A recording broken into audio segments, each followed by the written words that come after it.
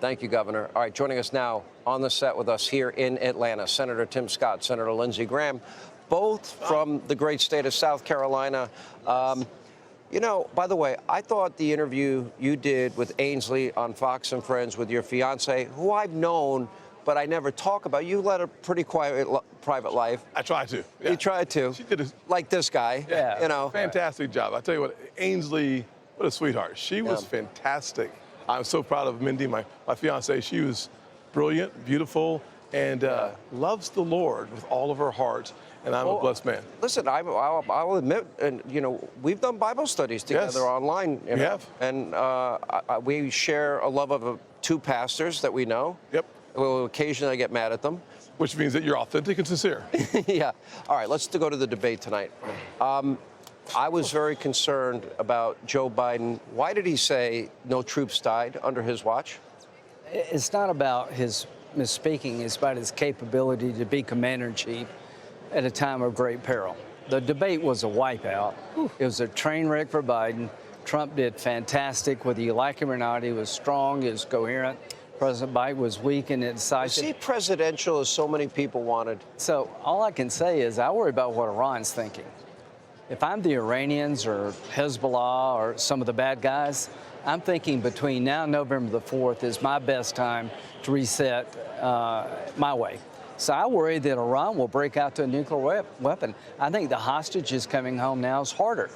So what I got from this debate is that it's pretty clear that not only does Biden not understand the world, he's not capable of being commander-in-chief. What does that mean? I mean, you have Politico, you have the Drudge Report, you have fake news CNN and MSDNC saying, well, maybe we got to rethink Biden. Are they going to try and pull a fast one with 130 days out of the election? I think the only decision after this debate is, does he stay or not? It's shifted dramatically to Trump. There's no way anybody could believe that Joe Biden could be commander-in-chief for 4 more years.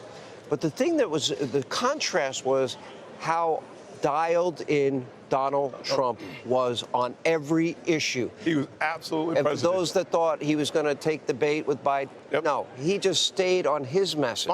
He smiled through the crap from Joe Biden. Two things. Number one, the most dominant performance we've ever seen. The contrast could not be more clear. Donald Trump is ready for 4 more years. Number two, the issues that the American people care the most about, the border and the economy.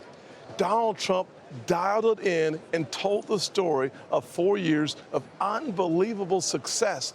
Under Donald Trump, we saw the poorest Americans, their paychecks went up faster than the rich Americans. But remember, it was amazing. We had record low unemployment for African Americans, Hispanic Americans, Asians, women in the workplace, African American youth unemployment.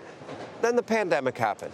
Everything changed. But what happened, which was remarkable, is that under Donald Trump, we saw taxes go down by $4,000 more dollars to spend. And under Joe Biden, the average family has lost $28,000 in spending power. Terrible. Contrast, December 2020, 1,000 illegal immigrants crossing our border a day under Donald Trump.